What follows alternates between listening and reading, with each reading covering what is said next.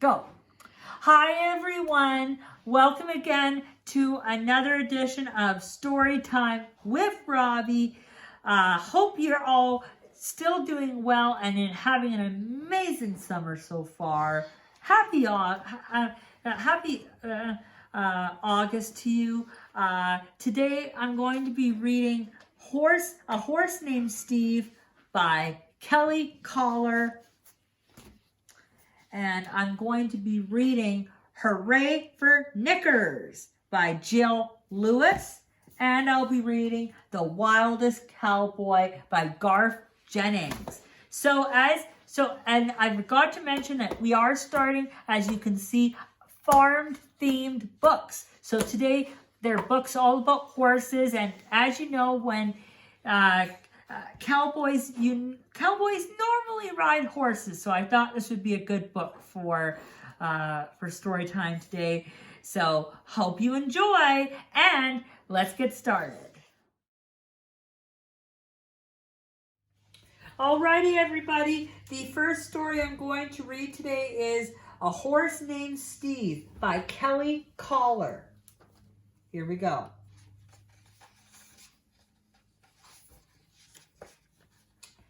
This is Steve. Steve is a fine horse, but he thinks he could be finer. He wants to be exceptional. That means special. Steve has heard that some horses get to wear ribbons.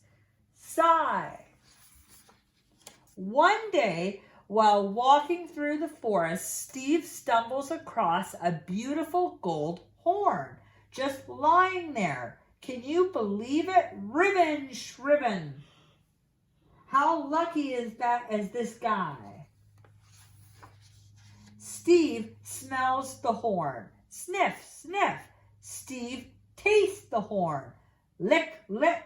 Finally, Steve bites the horn. And then Steve knows this horn will make him exceptional. Woot, woot.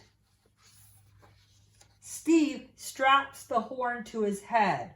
Too bad Steve's horn didn't come with Velcro over, under, around, and through, and gallops off to show his friends. Whoosh! Check it out. I'm so fancy. Pretty amazing. Ha! Way better than a ribbon. Exceptional, don't you think? Don't you love it? I just saw it and thought, Steve, you could really do something with this, and I'm so glad I did because I'm an exceptional horse now. Bob, you should really find a horn too because you're looking kind of ordinary. Oh, brother. But Steve says, Bob, I don't see a beautiful gold horn on your head. You are not exceptional. Huh? Oh no! Where is my beautiful gold horn? Cries Steve. This is one shocked horse. Steve looks everywhere for his beautiful gold horn. Under here, it's no use. Steve can't find his beautiful gold horn anywhere. Wah! Cry, cry, cry, cry. Steve is devastated. That means really, really bummed. He is dragging his feet. That's how you know he is really sad.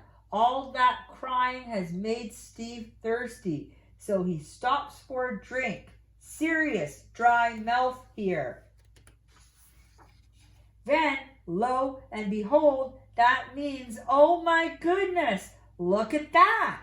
There in the water is his beautiful horn. Steve reaches for his horn, but he can't quite grasp it. So he reaches farther, and then a wee bit farther, sploosh!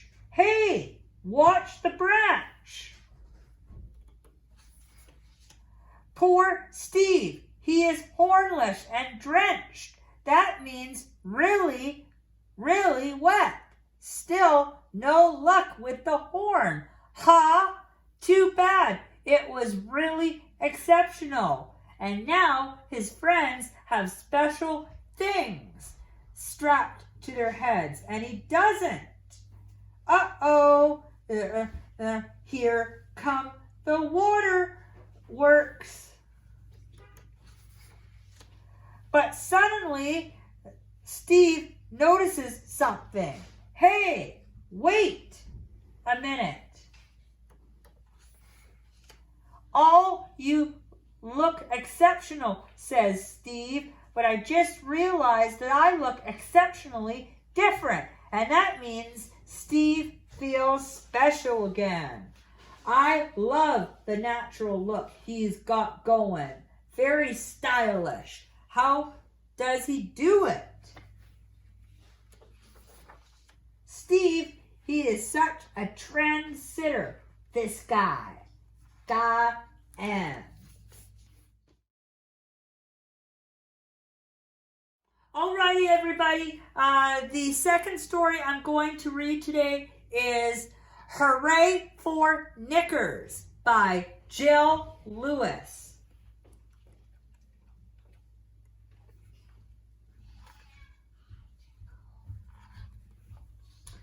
King Grouchy was always grumpy, so he didn't have many friends. Even when he was supposed to be having fun, he was still grumpy. Prince Jolly, however, had lots of friends, and the king wanted to be one of them. So he invited him for a swim at the palace. King Grouchy wanted everything to be perfect for the visit. The day came and King Grouchy got out of bed on the wrong side. This put him in a seriously bad mood. All the servants hid to keep out of his way. So King Grouchy shouted the order, "Prince Jolly is coming for a swim, and he's going to be my new best friend. We need floats, deck chairs, and silly slippers. Get everything and get it now." The royal butler listened hard from the cupboard under the stairs. What? He panicked and yelled the order, "Prince Jolly is coming for a swim. He's going to be the king's new best friend. They need boats, black bears, and silly slippers. Help me get everything now."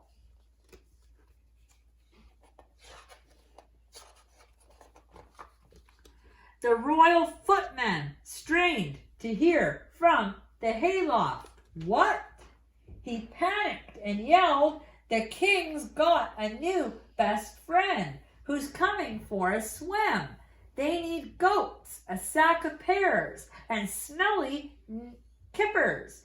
Help me get everything now."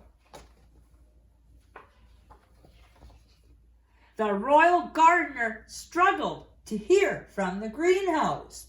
What? He panicked and yelled, "The king's best friend in the world is coming for a swim. They need coats, stacks of hairs, and sparkly stickers. Help me get everything now." The royal maid could hardly hear from behind the washing basket and was puzzled. "What?" she asked. "He needs skipping ropes, a fun fair, and everyone needs frilly knickers. Oh, well, if that's what the king's best friend in the whole wide world wants." At last, Prince Jolly arrived. "We're going to have a lovely time," King Grouchy said proudly. "I've ordered everything we need." And he led the prince out onto the balcony to show him.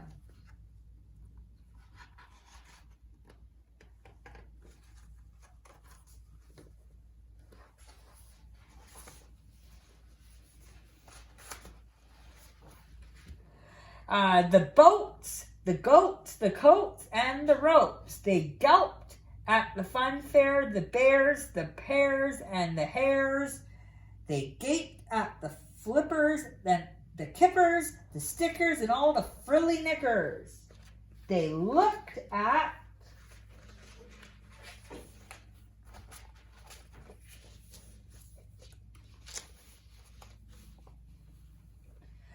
Prince Jolly burst out laughing. I have no idea you have so much fun here, he beamed. Best friends needing matching frilly knickers, and we need them now. King Grouchy couldn't believe he had a best friend. You're right, he chuckled. We do have fun here. Hooray for knickers!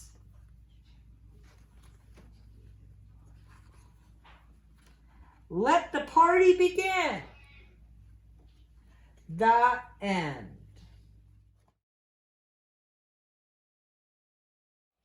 Alrighty, everybody. The third story I'm going to read today is The Wildest Cowboy by Garth Jennings.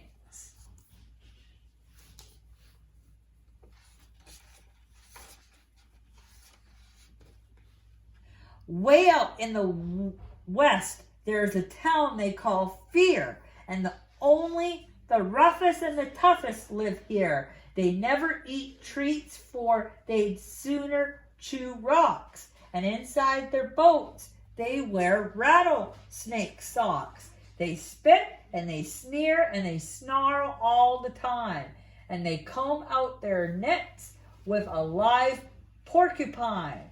Even the vultures are scared to fly near the wild folks that live in the town they call Fear. But one day, a stranger rolled into town, a colorful fella named Bingo B. Brown, from the spring in his step to the size of his grin. It was clear that in Fear he would never fit in. His little dog danced as he started to sing, roll up, come see what I bring. I have boomerang hats. I have waterproof suits, elastic lassos, and inflatable boots. I have braces and laces. You play like a basset, and bow ties that flap to keep flies off your faces. I have treats by the ton. I have goodies galore. Roll up for the wildest store. But the townsfolk were silent. Not a word or a sigh, just the rustle of tumbleweed tumbling by. Where's all the happiness? Where's all the joy? Asked Bingo B. Brown of a small, nervous boy. The little boy whispered, now listen here, stranger. You and your dog are in terrible danger. For when the sun sets and the night starts to fall, a cowboy comes calling, who's wildest of all. And his belt's made of bones, his nose like a cow's, and his teeth sharp as stones. His laugh is like thunder, his horse moves like lightning. We all live in fear, for all we find him frightening.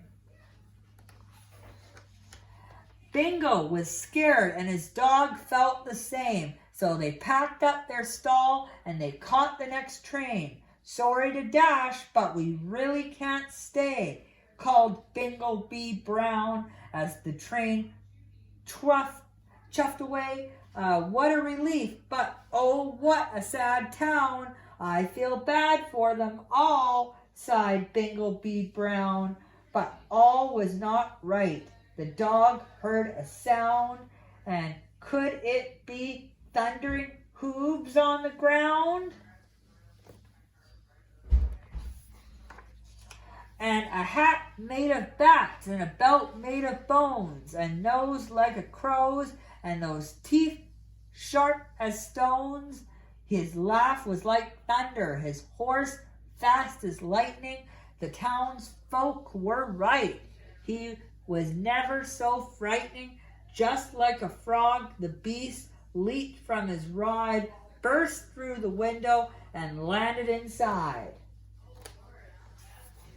Ha ha, roared the cowboy. I'm here to spread fear. All knees should be knocking wherever I'm near. Please stop, shouted Bingo. This just isn't fair. But the cowboy hurled Bingo right up through the air.